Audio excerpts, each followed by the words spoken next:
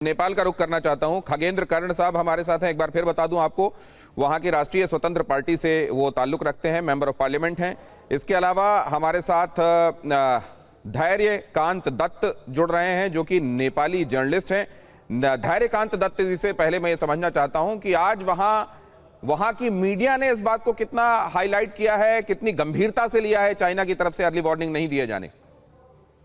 जी सही बात है। जो कल का जो घटना है, ये त्रासदी है। जो नेपाली समय अनुसार करीब करीब 9 सवा 9 बजे की घटना है ये। और चाइना में करीब 2 घंटा का डिफरेंस है, 2 घंटे आगे है चाइना। जो बॉर्डर की जो सिक्योरिटी पर्सनलिटीज है, रसवा के जो सिक्योरिटी पर्सनल्स है, वो उन लोगों के अनुसार जो बात माना जाए तो उन लोगों का कहना है कि जो बाढ़ आई, त्रासदी आई, उसके बारे में चाइना की तरफ से कोई इन्फॉर्मेशन नहीं दी गई। जो उन लोगों ने बोला है, अगर वो इन्फॉर्मेशन सही समय पर आ गया होता तो ये जो डैमेजेस है उसको कंट्रोल किया जा सकता था, उसको मिनिमाइज किया जा सकता था। तो वो सिक्योरिटी पर्सन जो बॉर्डर पर खड़े हुए जो नेपाल की सिक्योरिटी है, उन लोगों का कहना है। सही बात ये है, जो नेपाल, इंडिया और चाइना जो 3 देश है, जो एक रिवर नेटवर्क में बंधा हुआ है। रिवर नेटवर्क है तीनों देशों के बीच। अगर ये नेपाल में कोई वैसी बाढ़ की स्थिति आती है तो भारत को जानकारी दी जाती है, चाइना को भी उसी तरह से जानकारी देने को कहा गया है। लेकिन कल का जो घटना है, इसमें नेपाल के सिक्योरिटी अथवा और जो रिस्पॉन्सिबल पर्सन, उन लोगों को जानकारी नहीं दी गई। इसके कारण से ये त्रासदी मची।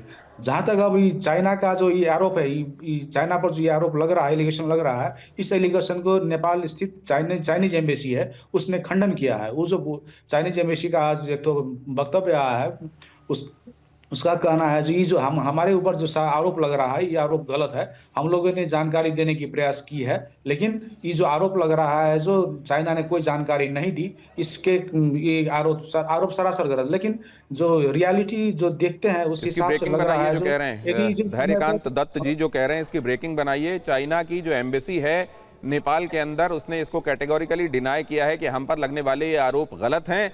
हमने ऐसा नहीं किया कि हमारे पास इंफॉर्मेशन थी और हमने उसको वक्त पर नहीं दिया। हमारे पास जो इंफॉर्मेशन आई उसको हमने डिसेमिनेट किया है। लेकिन क्या वो ये कह रहे हैं सर कि हमने टाइमली डिसेमिनेट किया है? हमको जैसी इंफॉर्मेशन मिली वैसे ही हमने डिसेमिनेट कर दिया, इसको पहुंचा दिया था आगे? जी, चाइनीज एम्बेसी का कहना है जो हम लोगों ने ऐसा कोई इन्फॉर्मेशन नहीं लुकाया है, सब इन्फॉर्मेशन हम लोगों ने डिसेमिनेट किया है। हाँ। ये जो आरोप लग रहा है, ये आरोप सरासर गलत है। हाँ। आज ही चाइनीज एम्बेसी का एक वक्तव्य आया हुआ नहीं है। तो फिर इसकी और गहराई में जाना पड़ेगा।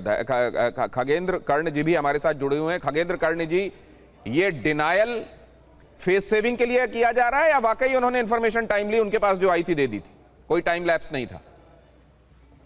सबसे पहले हम भारत की जनता को धन्यवाद देना चाहते हैं, भारत सरकार को धन्यवाद देना चाहते हैं। इस विपदा की घड़ी में भारत सरकार, भारत की जनता, नेपाल सरकार और नेपाल की जनता के साथ खड़ी हुई है। इसके लिए हम बहुत बहुत धन्यवाद भारत सरकार और भारत जनता को देना चाहते हैं। अभी नेपाल बहुत बड़ा विपदा से गुजर रही है और हम लोग अभी इस सदमे में हैं, कैसे अभी जो है सो वहाँ राहत पहुँचाया जाए, कैसे वहाँ जो है अभी भी बहुत सारे लोग फंसे हुए हैं, उसको उद्धार किया जाए, रेस्क्यू किया जाए। इसमें हमारी सरकार लगी हुई है और भारत सरकार इसमें सहयोग कर रही है। इसके लिए फिर से हम धन्यवाद देना चाहते हैं। और अभी जो ये चर्चा शुरू हुई है, इसके विषय में हम आपको अभी जानकारी देते हैं कि हम सभी देशों से मित्रता की संबंध रखना चाहते हैं। और अभी जो हुआ है, इसमें इंफॉर्मेशन में उधर से क्या हुआ है, नहीं हुआ है, इस विषय में हमारी सरकार जांच करेगी। और अभी जो धैर्यकांत जी बोले हैं कि चाइनीज का एम्बेसडर साहब का जो आया है वो डिनाई किए हैं, उस विषय में भी अभी सरकार उसको गंभीरता पूर्वक लिए हैं और उसमें जांच होगी। और क्या हुआ है इसमें अभी प्री मैच्योर्ड होगा, ये अभी हम कहना कि ऐसा ही हुआ था। इसीलिए जो है इसको थोड़ा कुछ दिन देखिए, उसके बाद मीडिया हाईलाइट कर रहा है और जाहिर है मीडिया के पास सब्सटेंटिव चीजें अगर नहीं होंगी तो वो ये कहते ये जनता से जुड़ी विषय है, इसमें कोई छुपाने वाली बात नहीं रहेगी।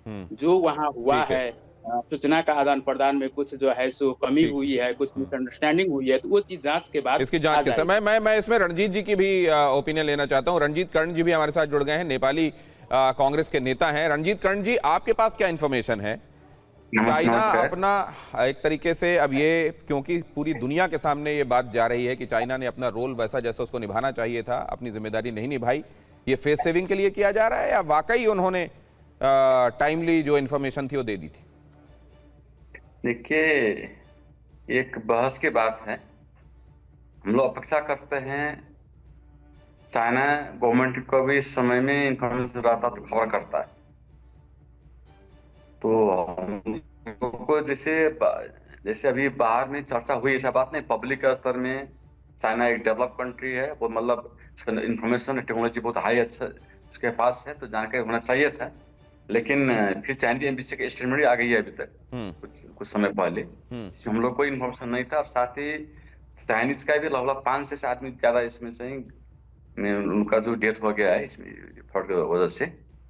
तो इसीलिए हम लोग कोई जानकारी नहीं कर, वो अपना स्पष्टीकरण दे रहे हैं। इसीलिए हम लोग अभी किसी पर ऐसे आरोप हम नहीं लगा सकते हैं।